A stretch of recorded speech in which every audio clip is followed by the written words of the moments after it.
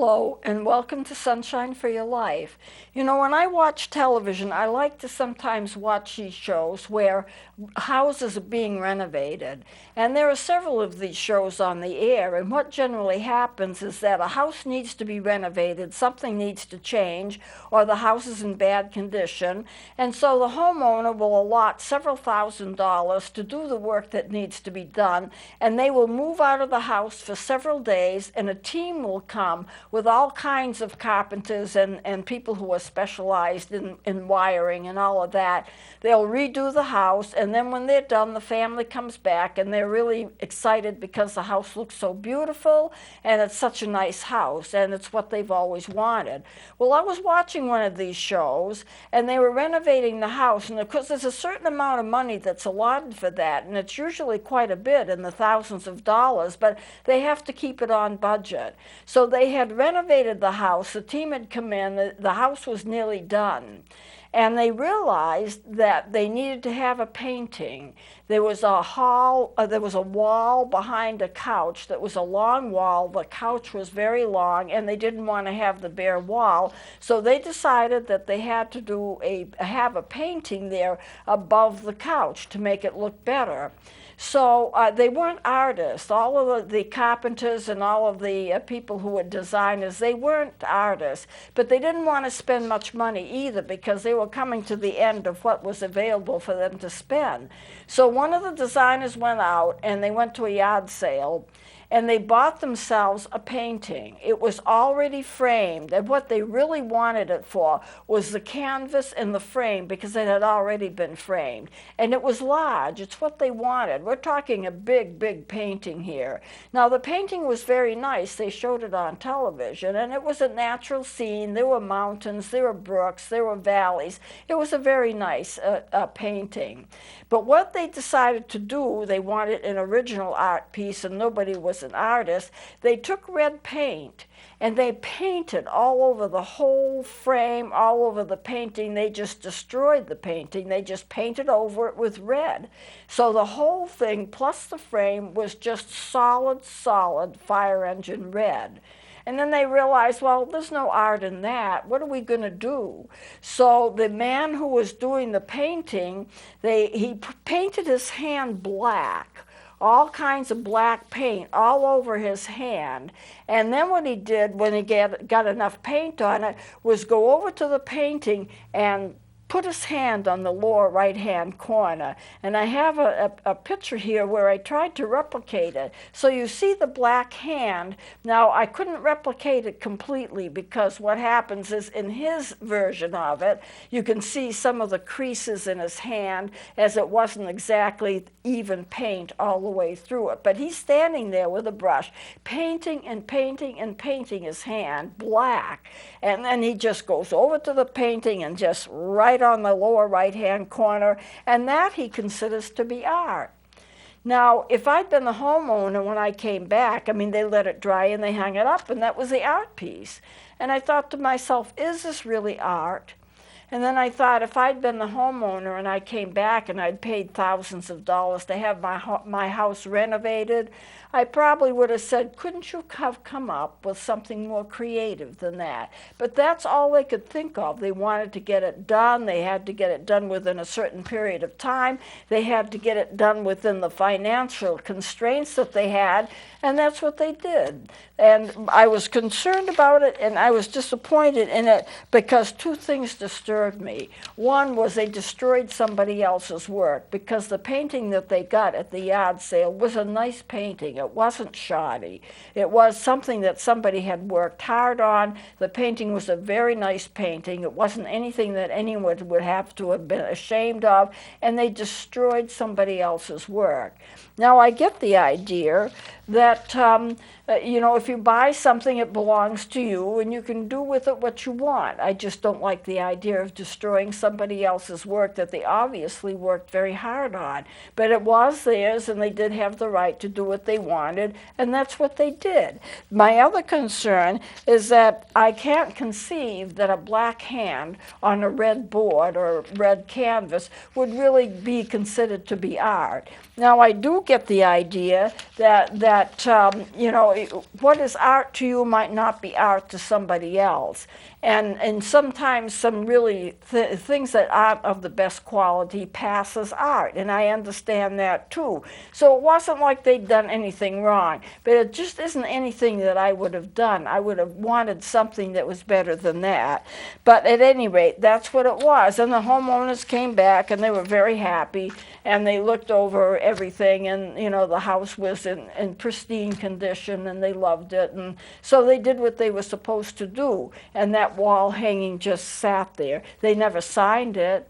They never said this was done by so-and-so. They painted it, slapped paint on it. A 4-year-old could have done that, and that was it. That was the art for the house, for that particular part of the house. Well, it is true, and I'm leading up to something here, that God does give us abilities, and we can be very creative with the abilities that he gives us. And we are to work for him. And when we work for him, we are to create. We are to do things as well as we can. And we're not going to be perfect. We don't expect to be perfect. God does not expect us to be perfect. But he does want us to do the best that we can. And he does want us to use our abilities. And if you don't use the abilities that God gave you for God's work, then there are things that happen that aren't good. For one thing, you're never going to be rewarded for what you didn't do. Even if you tried and you didn't do things perfectly, doesn't matter. At least you tried. At least you did the best that you could do. You won't get the rewards if you don't do the work. I know some people think that if you're a Christian, you're going to be rewarded. It doesn't matter what you do. But the Bible doesn't say that. The Bible says we are rewarded for the good work that we do. And it also says when you choose to do something, do it with your might. Don't just fool around with it. Do it with your might. The other thing, if you don't do what God wants you to do, if you don't become creative with the abilities that he has given you, then people who you could have helped will not be helped. And then they are left hanging, and you could have stepped in, you could have intervened, you could have done a lot of help for somebody, and you didn't do it. I'm a counselor. I've been a counselor for a long time. And I'm retired now, or at least I think I am. I'm not sure about that yet.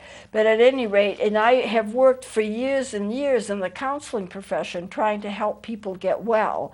And being a Christian counselor, I've had to sometimes come up with unique ideas. And I can remember counseling a person. He's now passed on. His name is Paul. And we became fast friends. He wasn't a client of mine, so I'm not revealing any confidential information. But I met him because somebody else wanted to meet me, and he kind of intervened and made that possible. And we became fast friends. Well, he was elderly. He was in his 80s.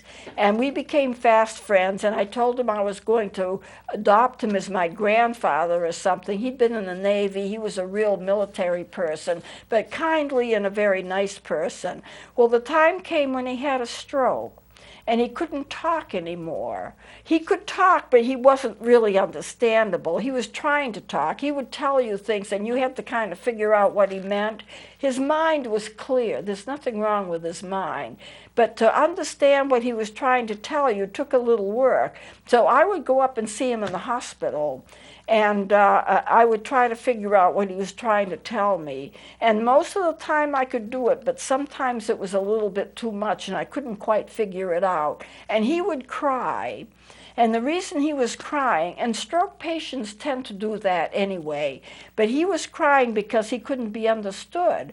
A lot of people had no idea what he was talking about, what he was trying to say, and I would stay there and figure it out. Well, Paul, do you mean this? No, no, no, no. Well, do you mean this? Yeah, yeah, yeah. And we would communicate that way. And he would cry because he couldn't be understood by most people. So I finally came up with an idea, and this was my idea. I went up to him in the hospital, and he was crying about something. And I said, Paul, I know who you are. I know the real Paul. And then I went on to explain something to him, and it was an idea I believe that God had given me, so I'm sharing it with you now, in case any of you are in that kind of predicament of not being able to be understood, or something's wrong and you feel that people don't understand you, or you're having symptoms and you don't know how to handle it. What I told him is, you are not your symptoms. You have symptoms, but that doesn't mean you are your symptoms. If you have symptoms of anxiety, or symptoms of depression, or symptoms because you can't talk right, or anything like that, you are not those symptoms. You experience them, but they're not the true you. And I ended up by telling him, Paul, I know who you are. You're sitting right in front of me. I know who you are. I know who the real Paul is. And the real Paul is not Paul's symptoms. The real Paul is the person I know. The symptoms are what you are experiencing. But do not define yourself by your symptoms. You are not your symptoms. You are you. And the symptoms you experience, but they're not the true you.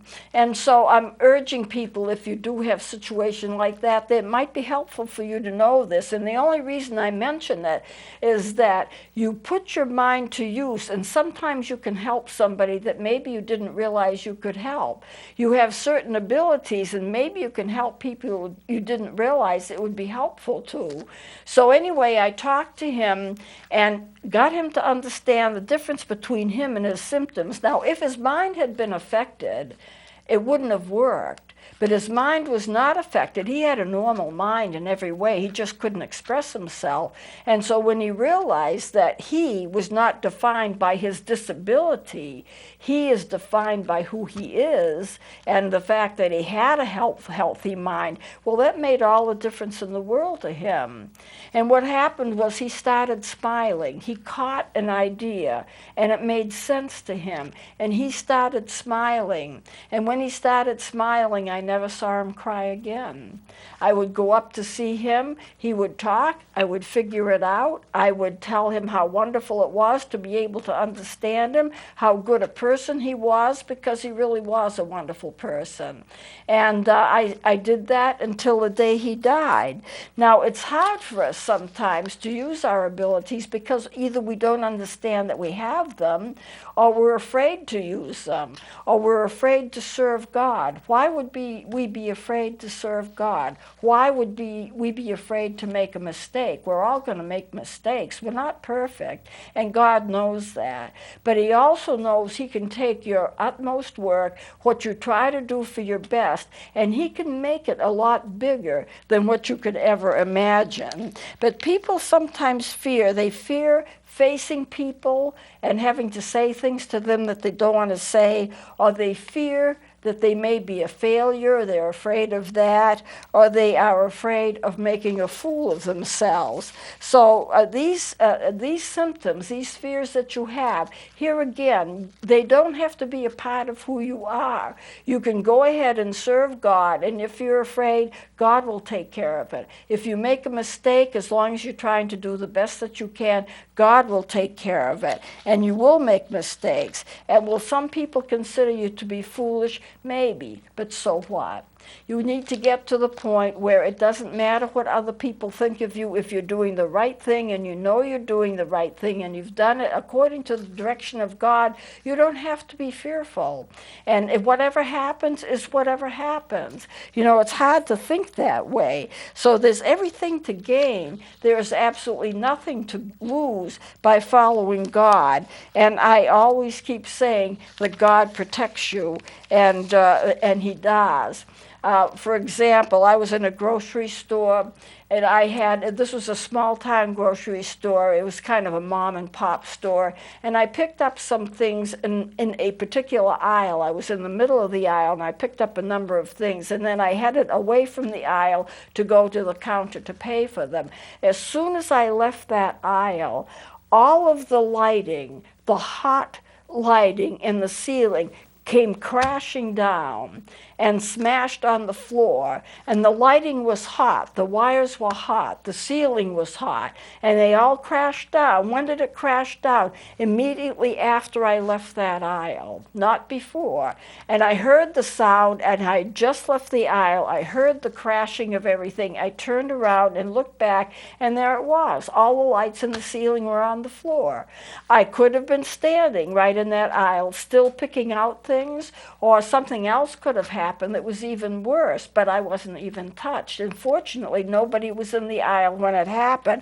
So you see, God does protect you. And if you look back at your life, you can see how he has protected you. Since he has protected you, and you can look back and see various incidences that have happened to you, that God intervened so you wouldn't be hurt, or you wouldn't be sick, or you wouldn't be injured, then you understand that it's safe to trust God, to work for him, to be creative, to do what you can. You don't have to worry about it, because God's going to protect you, as he did for me. Every day God does miracles, and miracles do protect us. Now I'm going to read a verse from the scripture. It's going to be Philippians 1, verse 6. I'm reading it from the NIRV version. The NIRV is just the reader's version of the NIV, which is a popular version. And I'm going to read part of it, and then I'm going to go back and finish it. So this is it, Philippians 1, 6, NIRV, and this is what it says. I am sure that the one who began a good work in you will carry it on until it is completed. Let me read that again. I am sure that the one who began a good work in you will carry it on until it is completed. Now I'm going to go back and add to that. It goes on to say that it will be, let me read the whole thing. I am sure that the one who began a good work in you will carry it on until it is completed. That will be on the day Jesus Christ returns. That's the rest of the verse. That will be on the day Jesus Christ returns. So what does that mean? Well, he who has started a work in you is going to complete that work. When is that work going to be finished? Maybe beyond your lifetime, if you don't live until Jesus' second return, and the Bible is clear that Jesus will return. But maybe if you don't live that long, and most people won't, at least maybe in my generation we're closer than ever before, but who's to say how long any person will live? Your work will continue. Somehow it'll go on and on and on until it's not needed anymore. So your work, when you're doing good work, may continue beyond what it is that you wanted it or that you ever expected it to. You do your work, and you don't do it alone, because God is changing you and God is helping you to do your work. Now I'm going to read another verse, and this is going to be James 1:5, and I'm reading this right from the NIV, and it says this. If any of you lacks wisdom, he should ask God, who gives generously to all without finding fault, and it will be given to him. Let me read that again. If any of you lacks wisdom, he should ask God, who gives generously to all without finding fault, and it will be given to him. But it also follows up and says that with this wisdom, you need to have faith. You need to believe. Because if you don't believe, then you're like a wave that crashes on the shore. It's there and it's gone. It's there and it's gone. You don't want to be like a wave in the sea and vacillate and not be steadfast. So it continues with that warning. This is what you have to be. Your wisdom will be given to you, but you have to believe it, and you have to go on. Then there's a third verse I want to read, and this is Jeremiah 33:3. And I'm going to read it from the King James Version, and this is what it says. It says this, call unto me, and I will answer thee, and shew thee great and mighty things which thou knowest not. Let me read that again. Call unto me, and I will answer thee, and shew thee great and mighty things which thou knowest not. What does that mean? Well, I'm going to show you things that you don't understand. I'm going to show you things that you may have never thought of, something that your mind didn't conceive of. So as you work for me, I'm going to give you wisdom, and I'm going to show you things that you didn't know before. These things that can be great things that I'm going to show you that you didn't understand before. So it is, so whether you follow God or whether you don't follow God, your future depends upon following him and doing his will. And when you do that, God will give you the abilities that you need, and he will help you to be creative, and he will help you do things that you never thought was possible to do before. And he will stand beside you, and he will give you wisdom, and he will give you abilities. I mean, I've known people who did not have a great deal of intellectual ability, but they became ministers, and they became missionaries, and they traveled all over the world, and they did very, very great work. And I could see as I talked to them and as I maintained contact with them that they were greater than they ever thought they could be. They understood a lot more than they ever thought that they could, and they accomplished a great more than they ever thought was possible. And it was done because God gifted them for it, and God gave them the intelligence they needed, and God gave them the opportunities that they needed. So if you do make that decision to follow God, and I hope you will find that your life changes, but it changes for the better.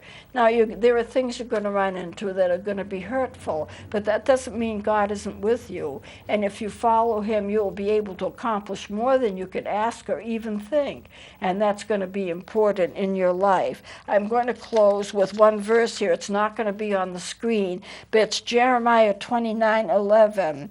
And it says this: I know the plans I have for you, saith the Lord, plans for welfare and not for evil, to give you a future and a hope. You see, what he's saying is, I know my plans that I have for you. These are plans for good, not for evil. And in it plans for a good future and a hope. And some versions will say that will last for years to come, depending upon the version that you read.